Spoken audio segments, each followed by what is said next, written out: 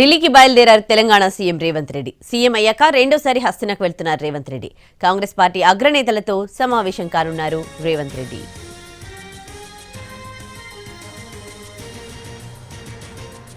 Sonia Gandhi, Rahul Gandhi, AICC chief Kharge, KC వేణుగోపాల్తో CM Revanth Reddy భేటీ కానున్నారు. తెలంగాణలో పార్టీ పరిస్థితి, తాజా రాజకీయాలపై చర్చిస్తారు. ఎమ్మెల్సీ ఎన్నికలున్న నేపథ్యంలో వాటిపైన అధిష్టానం పెద్దలతో చర్చిస్తారు.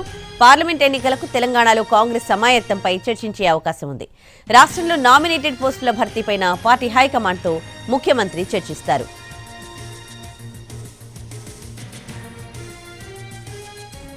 ఇవాల్టి పర్యటనలో ప్రధాని మోడీ అపాయింట్మెంట్ ను సీఎం రేవంత్ కోరారని ప్రచారం జరిగింది. కానీ ప్రధాని మోడీతో సీఎం రేవంత్ భేటీ అంశాన్ని సీఎంఓ వర్గాలు కొట్టిపారేశాయి.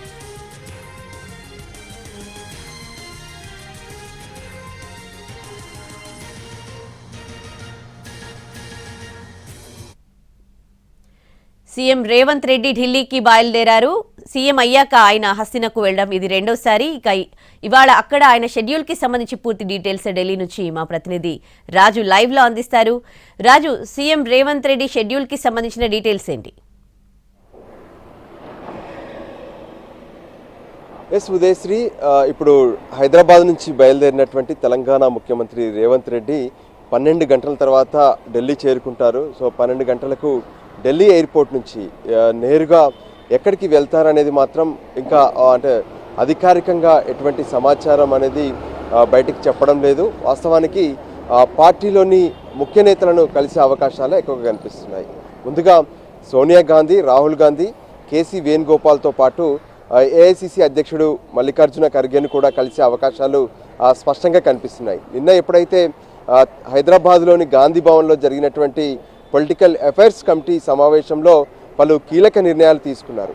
ముందుగా ఏదైతే పార్టీలో ముఖ్య నేతగా ఉండి ఏదైతే తెలంగాణ ఇచ్చినటువంటి సోనియా గాంధీని ఖచ్చితంగా తెలంగాణలోంచి పార్లమెంటుకు పోటీ చేయించాలనే అంశంపైన తీర్మానం చేశారు.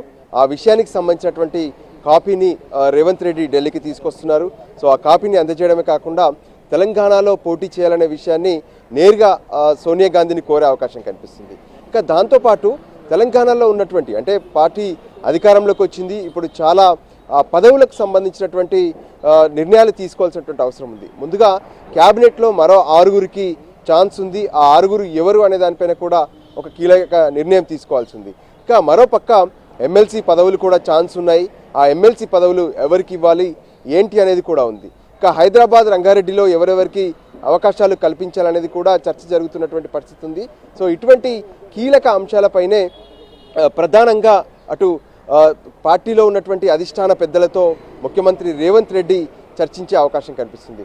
ఇంకా మరోపక్క ఏదైతే తెలంగాణలో అధికారంలోకి రావడానికి ముందు కాంగ్రెస్ ప్రత్యేకంగా 6 గ్యారంటీల ప్రకటన చేసింది. సో ఆ 6 గ్యారంటీలను అమలు చేసేందుకు ఎటువంటి ప్రణాళికను సిద్ధం చేస్తున్నారు, ఆ ప్రణాళికకు సంబంధించినటువంటి వివరాలను సైతం అధిష్టాన పెద్దలకు వివరించే అవకాశం కనిపిస్తుంది.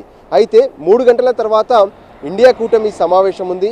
ఆ సమావేశానికి మల్లికార్జున ఖర్గేతో పాటు కాంగ్రెస్ పార్టీ కీలక నేతలు హాజరవుతారు. మరి 12 గంటలకు ముఖ్యమంత్రి రేవంత్ రెడ్డి ఎయిర్పోర్ట్కు చేరుకున్న తర్వాత అపాయింట్మెంట్స్ ముందు ఉంటాయా లేదంటే ఇండియా కూటమి సమావేశం తర్వాత ఉంటాయా అనేది మాత్రం ఇప్పటికీ ఎటువంటి క్లారిటీ ఇవ్వడం లేదు.